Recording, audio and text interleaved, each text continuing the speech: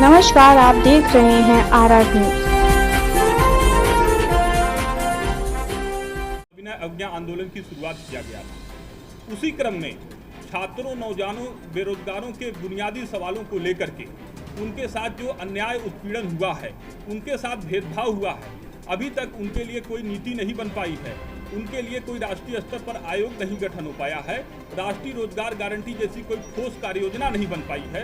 उन्हीं सारे सवालों को लेकर के जंतर मंतर पर 7 जून को युवा सत्याग्रह के माध्यम से छात्रों, नौजवानों, बेरोजगारों के बुनियादी सवालों को लेकर के माननीय प्रधानमंत्री जी, महामहिम राष्ट्रपति जी को मांग पत्र के माध्यम से अवगत कराएंगे।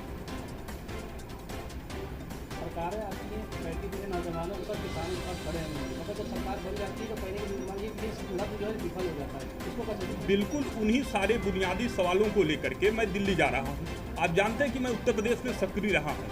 इन्हीं सवालों को लेकर के ये जवाब मुझे चाहिए कि आज के 70 साल में अभी तक युवाओं को सिर्फ वोट बैंक और प्रचार तंत्र के रूप में इस्तेमाल किया जाता रहा। इन्हीं सवालों को लेकर के कि नौजवान सिर्फ वोट बैंक और प्रचार तंत्र तक सीमित कब तक रहेगा, उनके लिए राष्ट्रीय युवा आयोग कब बनेगा, राष्ट्रीय रोजगार गारंटी जैसी योजना कब बनेगी, योग्य कुशल नौजवान कब तक सड़कों पर भटकेगा। आप देखेंगे कि बेरोजगारी इतनी चरम पर है, पढ़ा लिखा बेरोजगार आज अवसादग्रस्त है, अपराध की तरफ बढ़ रहा है, तमाम इस तरीके की घटनाएं बढ़ रही हैं। हर 2 घंटे में 3 बेरोजगार आत्महत्या कर रहे हैं, ये एनसीआरबी की रिपोर्ट कर रही है। इन्हीं तमाम बुनियादी सवालों को लेकर के जो राजनीतिक दल अभी तक नहीं कर पाए, छात्रों, नौजवानों को गुमराह करते रहे, उनको सिर्फ वोट बैंक प्रचार तंत्र के रूप में इस्तेमाल करते रहे, अब उन बेनकाब हो चुके हैं। ये लड़ाई स्वयं नौजवानों को लड़ने पड़ेगी। मैं नौजवानों को हमेशा जागरूक भी करता रहा हूं और ये लड़ाई अब राष्ट्रीय स्तर रूप लेगी और 7 तारीख को माननीय प्रधानमंत्री जी को ये अवगत कराएंगे। ज़्यादा दूर न जाइए कि 7 महीने पहले जो है MBBS के लड़के जो थे जिनको नौकरी नहीं मिल पाई, उन्होंने अपनी डिग्रियाँ जो है विधानसभा के सामने जला दी। और वो ये कहते हैं कि डिग्रियों क्या फायदा जब प्रधानमंत्री जो है पकड़ाव करने की बात करते हैं, तो ऐसे डिग्रियों को इन्हीं सारे सवालों को लेकर के मैं प्रधानमंत्री जी के पास राष्ट्रीय रोजगार गारंटी योजना बनाए जाने को लेकर के कि यदि इंटर से ही, प्रारंभ से ही यदि उसके अंदर कोई कुशलता है, उसके अंदर योग्यता है, तो उसके योग्यता का सम्मान हो, उसके लिए राष्ट्रीय रोजगार गारंटी योजना बनाया जाए। क्योंकि 2 करोड़ रोजगार की आपने बात कही थी, 2 करोड़ रोजगार के नाम पर देश की सत्ता में आपको दोबारा प्रधानमंत्री बनने का अवसर मिला।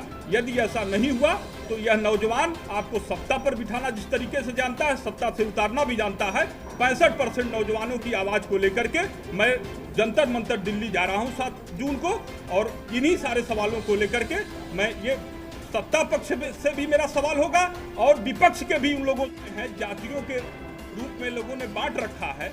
मैं समझता हूं कि मेरे लिए कठिन टास्क है, लेकिन आप जानते हैं कि मैं पिछले 7-8 सालों से ये प्रयास कर रहा हूं। लोगों के अंदर जागरूकता आई है, राजनीतिक दल कहीं न कहीं युवाओं के इर्द गिर्द घूमना शुरू कर दिए हैं, उनके मुद्दों पर घूमते हैं, लेकिन लोग जानते हैं कि इनकी नीति और नीयत दोनों स्पष्ट नहीं है। ये राजनीतिक दल सिर्फ नौजवानों के नाम पर राजनीति करती हैं, उनको वोट बैंक और प्रचार तंत्र के रूप में इस्तेमाल करना चाहती हैं, उनको बेनकाब हो चुके हैं। इसलिए लड़ाई नौजवानों को स्वयं लड़नी पड़ेगी। नहीं मांगे पूरी होगी तो क्या करनी?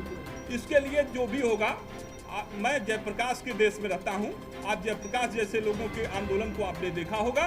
मैं पहले गांधी जी के विचारधारा पर जाकर के सत्याग्रह के माध्यम से आग्रह करूंगा, इसके बाद देश का नौजवान जो फैसला लेगा उस फैसले के साथ उस संसद पर कब्जा करने का काम नौजवान करेगा।